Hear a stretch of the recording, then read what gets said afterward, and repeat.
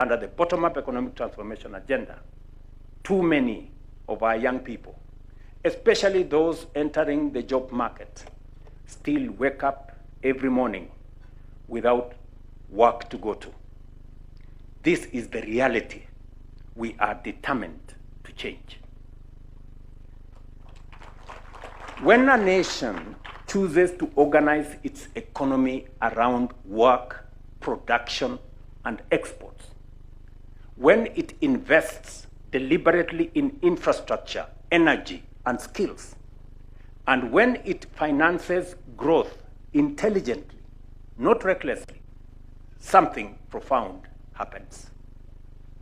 Poverty recedes, jobs expand, and dignity rises.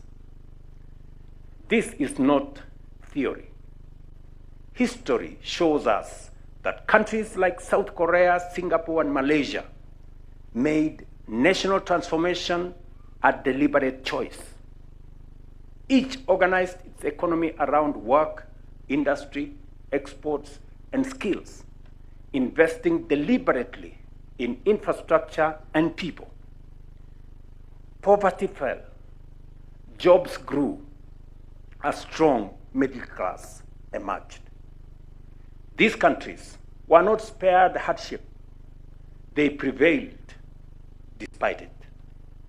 Their success was built on elevated ambition, relentless determination, and sustained action over time. That is the path we have chosen for Kenya. That is the future we are determined to build. So, ladies and gentlemen, let's be clear about our goals. We are committing ourselves to a measurable national mission. Number one, to cut the number of Kenyans living below the poverty line by half, lifting millions into dignity and opportunity. To cut unemployment by half, ensuring that millions of our citizens are productive, they are earning, and they are contributing to their country. And we will do this without crushing taxpayers or without saddling our children with unsustainable debt. That is why in January 2026, we will fully establish and operationalize the National Infrastructure Fund and the Sovereign Wealth Fund, key instruments designed to underpin Kenya's transformation. The National Infrastructure Fund will serve as the central engine for aligning our financial resources with Kenya's development priorities. Through innovative mobilization of domestic resources, strategic modernization of mature public assets, democratization of ownership through capital markets, and the disciplined growing and deployment of national savings, we will unlock large-scale private sector capital while reducing reliance on borrowing and taxation. All proceeds, and I repeat, all proceeds from privatization will be ring-fenced and invested strictly in public infrastructure projects that generate and preserve long-term value. Every shilling invested through this fund will crowd in multiple additional shillings from long-term investors in the private sector. Alongside this, the Sovereign Wealth Fund will for the first time secure intergenerational equity, saving for the future, protecting future generations, and protecting the nation from external shocks and investing in strategically growing national wealth, giving full effect to Article 201 of our Constitution. Together, these two funds will enhance by multiples the financing of Kenya's development agenda and accelerate our bottom-up transformation as we charge forward full steam to economic freedom and a first world economy. Through this framework, 2026 becomes the year of execution at scale. In this new year, we will complete the Talanta Sports Complex, ready to host major international sporting events, including the 2027 AFCON. We will also complete the state-of-the-art Bomas International Convention Center, restoring it as a premier venue for national and international conferences and positioning Kenya as the region's hub for international events. We will accelerate the tarmacking of the 6,000 kilometers of roads already contracted and underway across the country, including the Rironi-Mau Summit Road, which will be completed and open for traffic by mid-2027. I want to state that we already have resources to undertake the feasibility study to extend that road from Mau Summit through Eldoret to Malaba, and from Mau Summit through Kericho to Kisumu to Malaba. At the same time, we will start the construction of several new highways countrywide, as I did announce in my State of the Nation address. Ladies and gentlemen, in this new year, we will also commence the construction of the Naivasha, Narok, Bomet, Nyamira, Kisumu, Malaba standard gauge railway, creating a modern transport and logistics corridor linking Kenya to East and Central Africa region. Equally, we will launch the Galana Kulalu Dam, whose contract was signed yesterday, and several others as part of the expansion of our irrigation infrastructure across the country, with the ultimate objective of bringing 2.5 million acres of land under irrigation. We will also begin the construction of a modern, world-class airport at the Jomo Kenyatta International Airport to anchor our nation as the aviation's capital of our region and boost our trade and tourism sectors. I've just given you a list of the things that we will do in 2026. Ladies and gentlemen, changing and transforming a country does not require a miracle.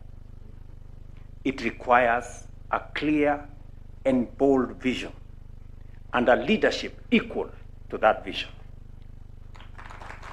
The nations that have succeeded were not exceptional by accident. They were deliberate by choice.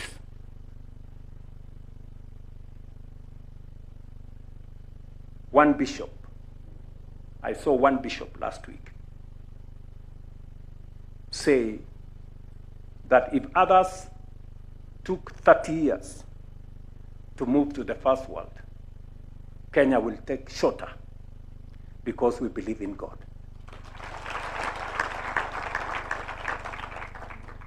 Fellow citizens, allow me to address a silent but deadly crisis confronting our nation today.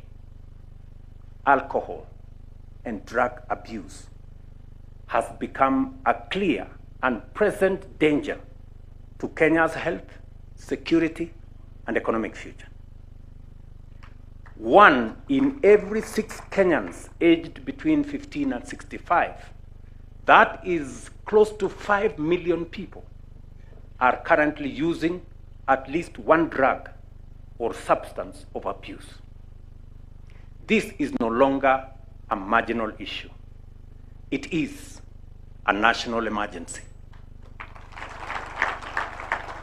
The burden falls heaviest on men and young people. 1 in every 3 Kenyan men in this age group uses drugs, or abuses alcohol. Among young adults aged between 25 and 35, our most productive population, 1 in every 5 is affected.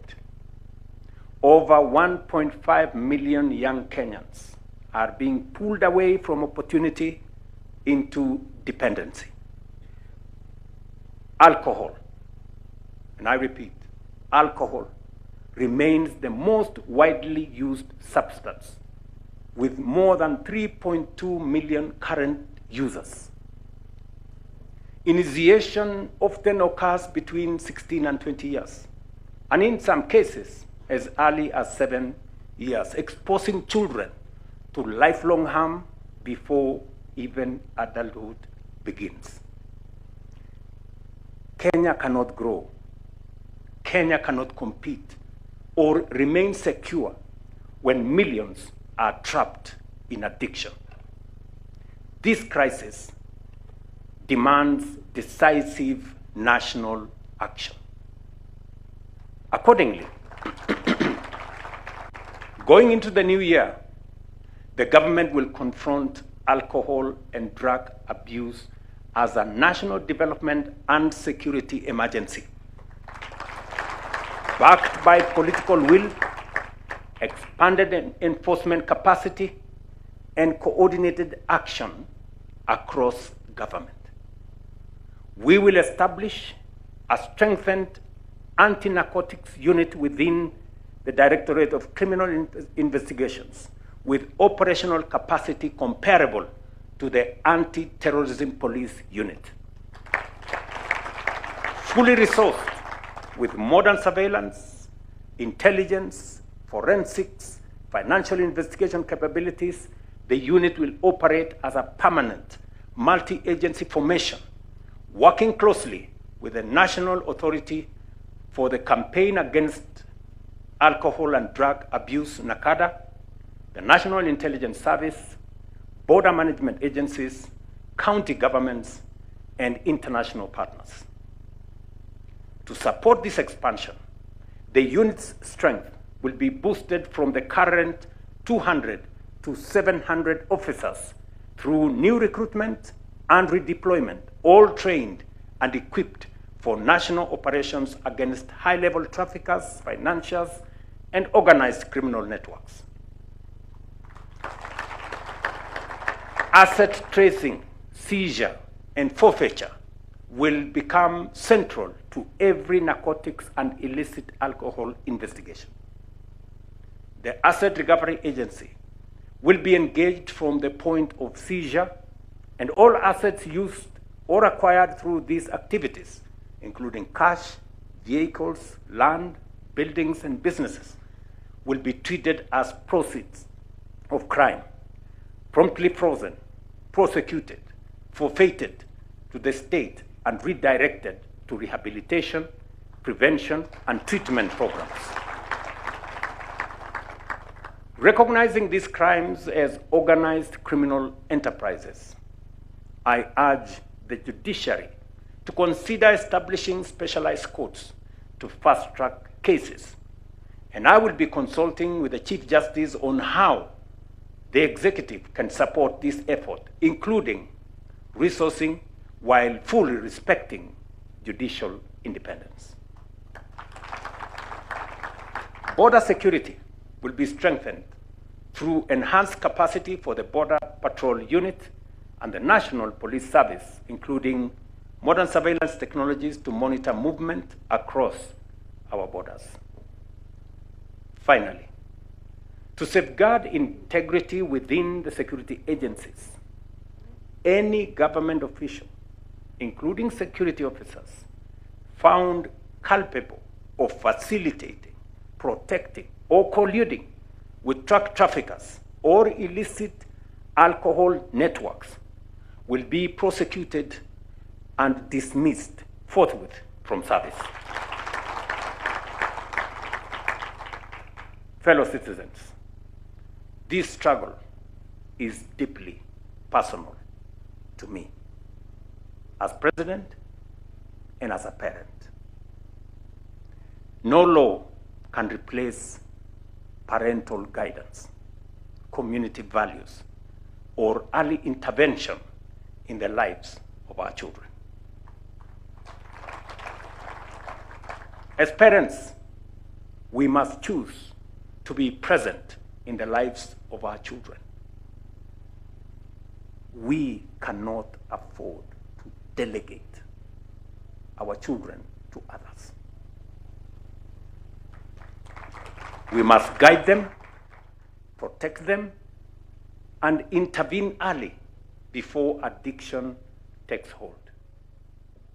If we fail to act, we fail our children, and we fail the next generation.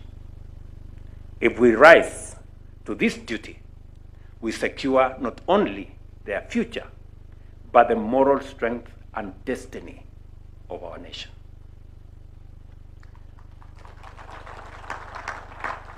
And just as we demand responsibility in our homes, we must demand the same at an even higher standard from those entrusted with leadership in our public life. Leaders must lead from the front. I reiterate that 2026 and the years beyond will usher in a period of accountability.